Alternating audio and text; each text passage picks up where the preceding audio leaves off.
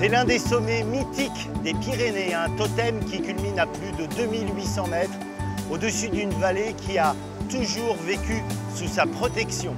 Le pic du Midi d'Ossau domine un coin de paradis au cœur du parc national des Pyrénées où les cascades, les lacs glaciaires ponctuent des esquis fréquentés par les troupeaux depuis la nuit des temps. Avec la montagne en ligne de mire, nous allons rencontrer des femmes et des hommes pour qui cette vallée du Haut-Béarn est un lieu de travail mais aussi d'émerveillement, avec un objectif que nous ne sommes pas sûrs d'atteindre, vous emmener tout là-haut au sommet, cap sur le pic du Midi d'Ossau.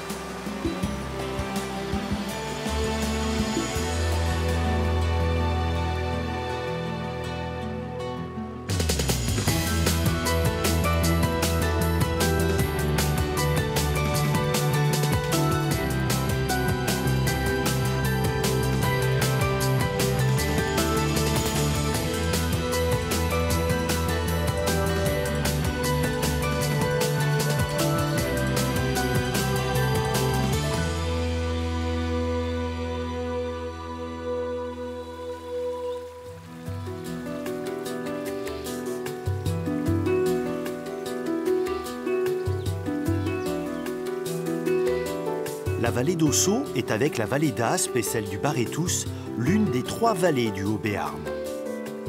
Orientée nord-sud, elle monte doucement sur 50 km depuis les plaines d'Aquitaine jusqu'au col du Pourtalais, qui fait office de frontière avec l'Espagne.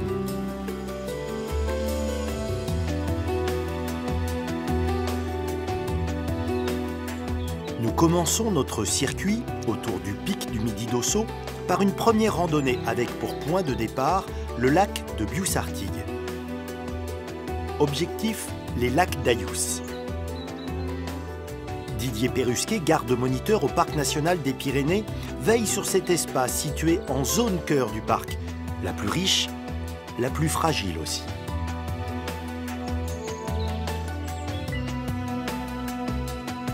À l'origine, le parc, si tu veux, dans la tête des protecteurs ou des concepteurs, c'était l'ours, tu vois, qui vraiment les motivait. Mais après, dans la création du parc, c'était des isards, vraiment l'animal emblématique parce qu'il n'y en avait plus très peu. Même s'il y avait eu des programmes de protection, tu vois, de mise en réserve autour de l'Ossau, il y avait une réserve dans le parc national. Les chasseurs avaient monté tout ça. Le parc est venu là-dessus, mais ça n'empêche que les isards étaient vraiment portion congrue. Et maintenant, le saumon, l'aboutissement, on vient piocher des isards dans le parc pour les réintroduire à l'extérieur. C'est une réussite, oui.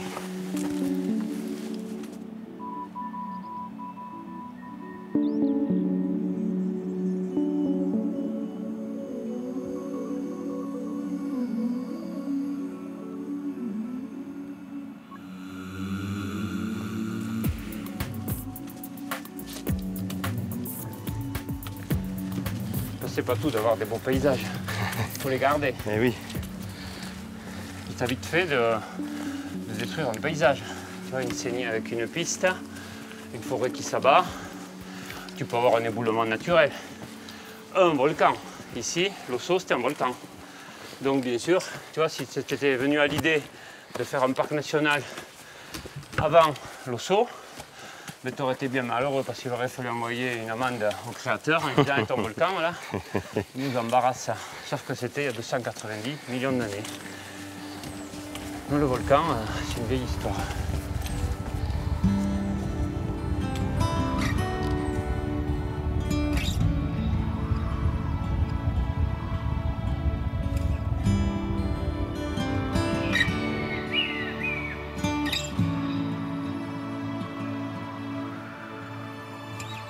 Ici, c'est le royaume des oiseaux quand même, hein. C'est le royaume des oiseaux et c'est aussi, pour les ornithologues, c'est un petit peu pas la jeunesse des oiseaux du XXe, mais on pourrait presque dire ça parce que c'est dans les années 60 que des ornithologues sont devenus célèbres par la suite, ont officialisé la reproduction du vautour fauve dans la réserve d'Ossau, ce qui est devenu plus tard une réserve, mais dans les falaises de la vallée d'Ossau. Ils ont officialisé la reproduction, la première reproduction du gypaète barbu en France, tu vois, que tout le monde recherchait. C'est un immense rapace. Hein. Plus le percnoptère d'Égypte. Et donc tout cela en vallée d'Osso. Du coup, on a une réserve et c'est la seule qui protège les vautours fauves, tu vois, en vallée d'Osso. Les vautours, ils ont parfois une mauvaise image, c'est des charognards. Et pourtant, ce sont des animaux indispensables là, dans la vie de cette vallée. Les premiers qui ont contact avec les vautours, ce n'est pas le randonneur, mais c'est le berger. Le berger, dans son quotidien, tu vois, quand il y a une bête qui meurt parce que l'herbe est fraîche, ceci, cela, ou la bête malade, les vautours arrivent, viennent nettoyer la montagne. Donc c'est vraiment les boueurs. Et eux, ils en connaissent le rôle, ils en connaissent, si tu veux, l'intérêt majeur, indispensable. Mais après, si tu veux, là où on a beaucoup de mal, c'est à faire admirer cet oiseau-là. Parce qu'on va lui trouver, ce que tu disais, une mine un peu patibulaire. Tout le travail est là. C'est-à-dire que nous, on reçoit du public, on leur montre les oiseaux, on les attire, ceci, cela. Et l'idée, c'est à la fin, alors, comment il est cet oiseau? Alors souvent, les gens s'accordent sur le fait qu'en l'air, c'est un super voilier. Ça, il n'y a aucune hésitation. Mais après, lui trouver, si tu veux, avec son petit bec, son cou, sa tête, sa plume, lui trouver un air jovial et rigolo, ça demande encore un peu de travail. Mais après, vos explications, ils changent d'avis, non? Souvent. Alors après, on commence à se lancer dans les mythes, tu vois, et tout ce qui amène un petit peu d'imaginaire. Et là, ils craquent. Les anciens, mais je te parle avant 1600, parce que ça a prévalu, tu vois, de l'Antiquité jusqu'à 1600. Ils disaient, tu vois, quand tu voyais des vautours qui étaient, ailes écartées comme ça, c'est le vent qui les féconde. Ils donnent naissance à des œufs de zéphyr. Ouais, tu vois, alors quand tu racontes ces petites histoires, ça rajoute, si tu veux, une autre dimension. Et alors on leur raconte même que, par exemple, Michelet, tu vois, qui a écrit une histoire de France, il dit que, par exemple, il préfère le vautour à l'aigle, parce que le vautour, il est serviteur de la vie. Tu vois, en mangeant des bêtes mortes, il donne de la vie. Alors que l'aigle, tu vois, c'est la marmotte qui crie, parce que peut-être il y a justement un aigle, tu vois, qui se balade. Hein, alors il faut le chercher, mais il doit... Oui.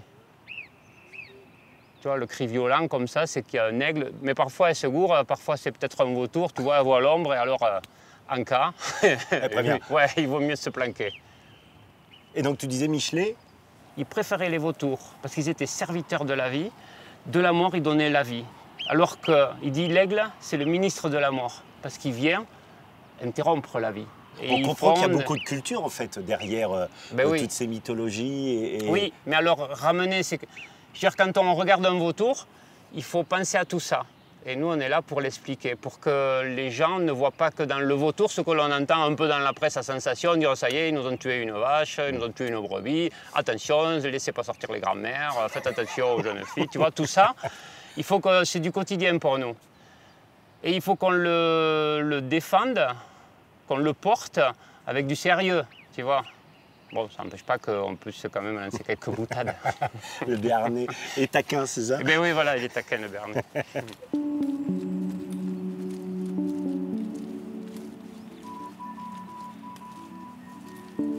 Avant de devenir l'un des meilleurs spécialistes des vautours fauves en Europe, Didier a d'abord fréquenté ces montagnes, gamin, en accompagnant son père berger aux estives. Cette vallée d'Osso est son jardin. Il en connaît chaque chemin, chaque recoin.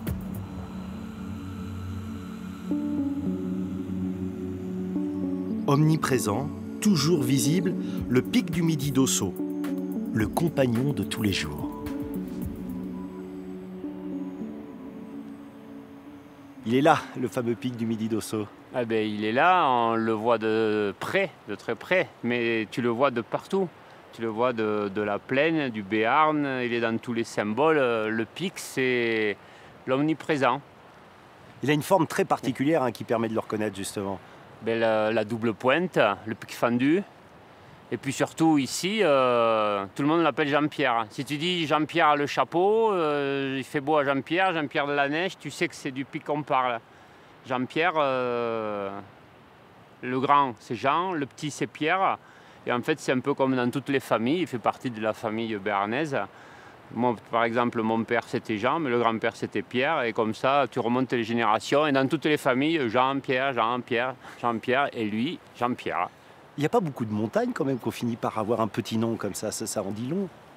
Ben, ça en dit long hein, sur l'attachement un petit peu, sur tout ce qu'on lui confère.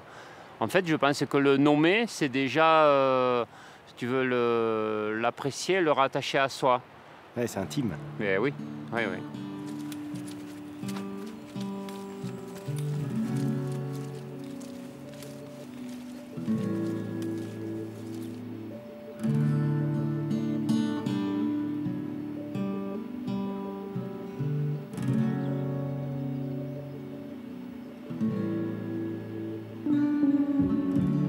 Plus on monte, plus le décor change. Les forêts ont disparu, les espaces sont plus ouverts, ponctués par des bijoux étincelants sous le soleil, les lacs. On en dénombre plus de 2500 sur la chaîne des Pyrénées. Mais Didier, en toute objectivité, vous dira que les plus beaux sont ici, en Vallée d'Ossau.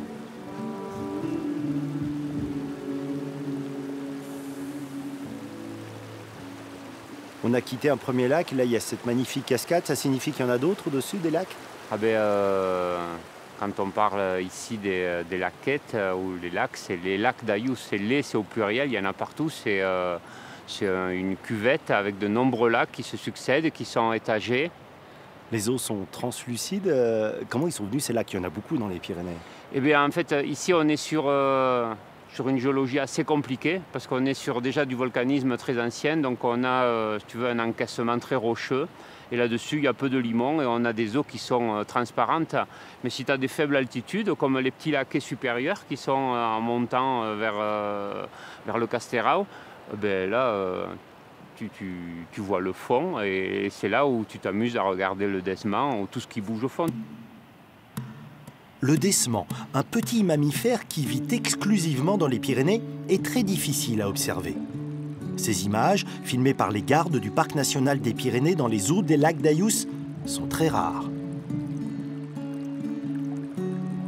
Alors c'est un petit rat, toi qu'on appelle trompette, parce qu'il a une trompe qui est très riche en poils olfactifs, tactiles, et avec une petite queue. Et il fouille, tu vois, tout ce qui est trichoptère, tout ce qui est aliments, tu vois, larves d'insectes qui va se nourrir au fond de l'eau. En ce moment, on est en train de faire des recherches là-dessus parce que c'est lui qui traduit vraiment, tu vois, l'état de conservation d'un milieu. C'est-à-dire? Savoir si le milieu n'est pas trop pollué, s'il se prête encore à la reproduction de ces animaux-là.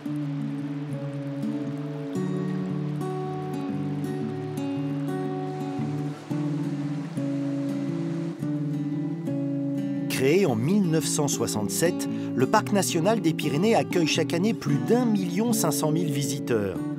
Preuve que les missions de protection et de préservation n'excluent pas, bien au contraire, la volonté d'accueillir le public pour lui faire découvrir ses trésors.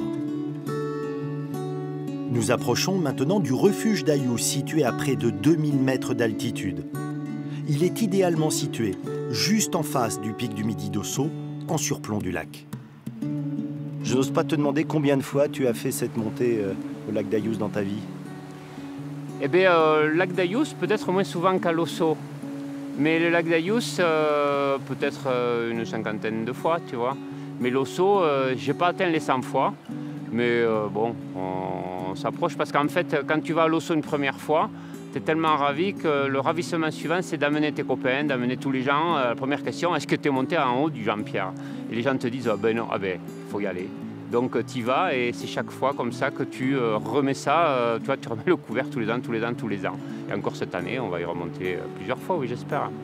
Tout Béarnais rêve d'aller là-haut, tu vois, sur Jean-Pierre, aller le taquiner un petit peu, lui caresser le dos. Et puis il rêve aussi d'être à Ayous et de profiter, tu vois, d'une soirée où tu vois le Jean-Pierre, puis hop, tout se calme, tu vois. Ça, c'est les deux instants magiques, je pense, de l'Ossau. L'arrivée au refuge est pour tout randonneur un moment attendu. Pas seulement parce que l'on peut enfin poser le sac, souffler, mais aussi parce qu'on y rencontre d'autres personnes qui ont partagé le même chemin. Le refuge d'Ayouz, tenu par Pierre-Jean, guide de haute montagne, et sa compagne, Soise, est un endroit à part, un peu hors du temps, où beaucoup de choses se révèlent. C'est pendant des semaines et des semaines que vous le voyez, ce sacré sommet. Oui, mais c'est notre bureau. C'est un bureau assez agréable, ouais. Après, c'est pas un métier facile non plus, attention, faut pas s'imaginer que les journées sont longues, on fait des portages, on fait du multage. Oui, parce que là, quand on a oublié le sel, on va pas à côté, quoi. Ouais. Le magasin, il est en bas, quoi. Voilà. T'es né dans la montagne ou c'est quelque chose? Non, moi je suis un étranger. Il doit être, je sais pas, c'est un village, le village suivant. C'est ça. Mais je me sens de ce pays. Et alors, Soise, tu es arrivé ici comment? Pareil par la montagne ou... Mer montagne, moi. Ah oui? J'ai rencontré Pierre-Jean en Norvège sur un bateau. Puis Pierre-Jean m'a proposé de venir travailler au refuge d'Arémoulide. Quand il m'a vu travailler voilà, sur le bateau, c'était un peu similaire, je dois dire. Qu'est-ce qui est similaire entre travailler sur un bateau et recevoir des gens comme ça dans un refuge d'altitude? Moi, je dis souvent, c'est un grand navire. Dans le fait de fonctionner, dans le fait d'accueillir les gens, de tout organiser, de ne rien oublier. Voilà. Quand on est arrivé ici, on a un peu embarqué, je trouve. Ouais, c'est ça. Qu'est-ce que ça change quand les gens sont là, à quasiment 2000 mètres, par rapport à ceux que vous pouvez rencontrer dans la rue, dans la ville Ben, ce qui change, c'est que ils ont marché pour venir jusqu'ici. Donc, ils ont eu le plaisir de se rendre compte qu'ils étaient capables d'eux. Parce que beaucoup s'imaginent quelque chose d'énorme, c'est presque un exploit. Et puis finalement, ils se rendent compte qu'en mettant un pied devant l'autre, l'effort devient aussi une récompense. Et ils arrivent ici, ils ont la banane. Voilà. Donc s'ils ont la banane, nous aussi on l'a, quoi. Qu'est-ce que toi tu ressens quand tu marches en montagne pendant longtemps? Ah ben moi, c'est une évasion dans la tête. J'ai vraiment l'impression, oui, effectivement, de laisser beaucoup de choses derrière moi et de me recentrer, de me ressourcer, d'être à nouveau dans le réel de ce que je suis. Mais ça, c'est le propre de ma vie, parce que justement, à un moment, j'ai choisi de partir et d'exercer et de vivre de la montagne. Donc, moi, ça me remplit. Mais j'ai le sentiment que les gens qui passent ici, c'est ce qui se passe aussi, avec des niveaux complètement différents, mais peu importe le niveau. L'important, c'est d'être rempli de cette nature, de ces Pyrénées, de ce cadre.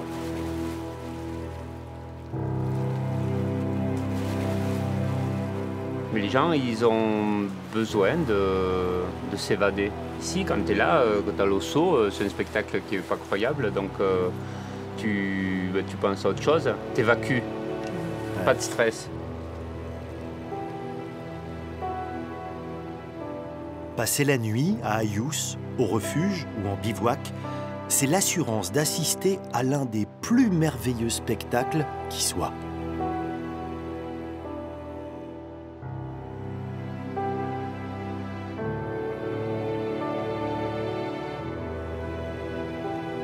Et j'ai soudain l'impression que le pic du Midi d'Osso m'appartient, qu'il m'offre des nuances de couleurs qui n'existent pas ailleurs, qu'il m'écrit un poème dans le reflet du lac, qu'il m'invite à une méditation esthétique. C'est à se demander si Jean-Pierre rougit seulement à cause des derniers rayons du soleil ou si ses compliments le flattent autant qu'ils l'embarrassent. Regarde.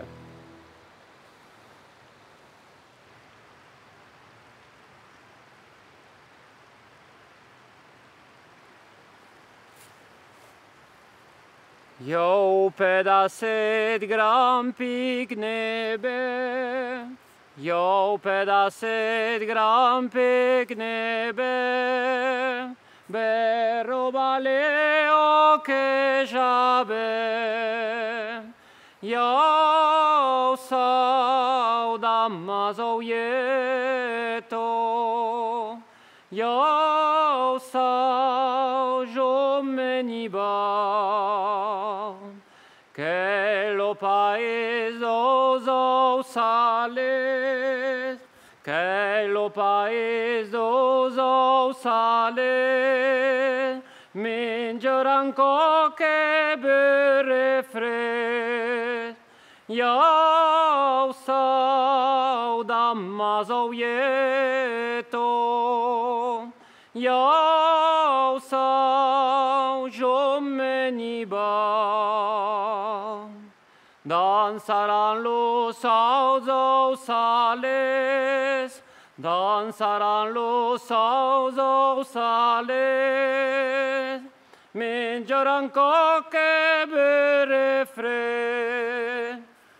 Yau sau jomeni ba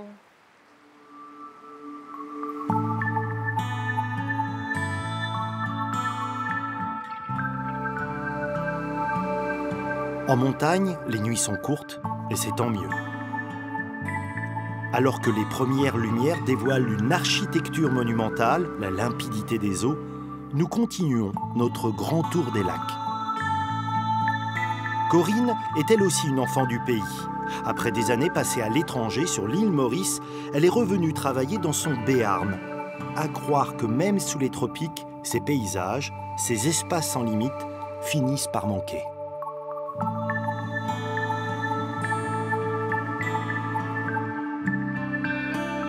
Commencer une journée avec cette lumière du matin, Corinne, ça change tout. Hein. Ça change tout, en effet.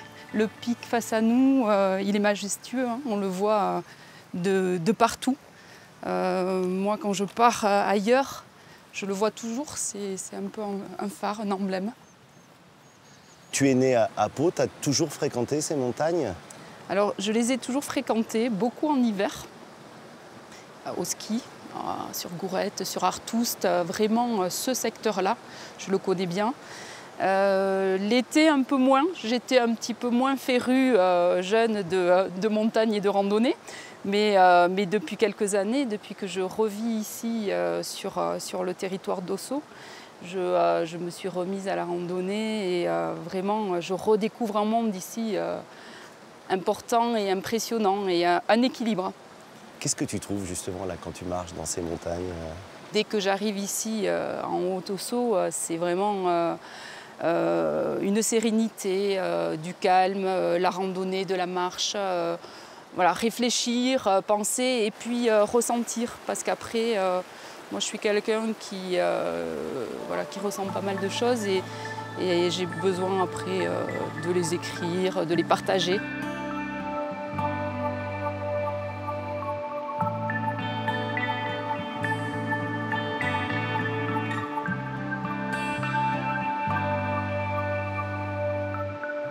Et le pic, l'ascension, tu l'as faite, toi? Oui, je l'ai faite l'an dernier.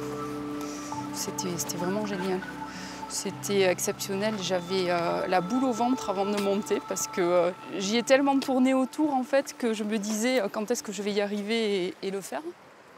J'appréhendais un peu. Bon, je savais passer des cheminées. C'est pas dur.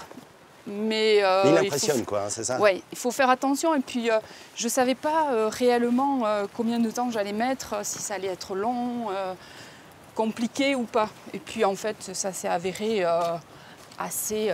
Et alors, en haut? Assez normal. Mais en haut, c'était fabuleux. Ça donne envie, hein, ce que tu racontes. Hein. Cette vue à 360, les petits lacs, tu as l'impression d'être en 3 dimensions. C'est magnifique.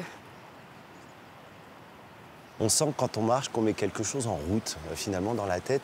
Je ne vais pas dire on s'extrait du monde ou alors on rentre dans un autre, plus personnel. Marcher en montagne, c'est différent de marcher en plaine. En montagne, on a quand même l'effort aussi qui est présent, qui est là. Et il faut atteindre un sommet ou aller un peu plus haut et parfois, c'est pas toujours... Et alors, du coup, c'est un moment de calme où on est soi-même, en fait. Voilà. Il n'y a plus que la haute montagne qui nous accompagne et qui nous berce.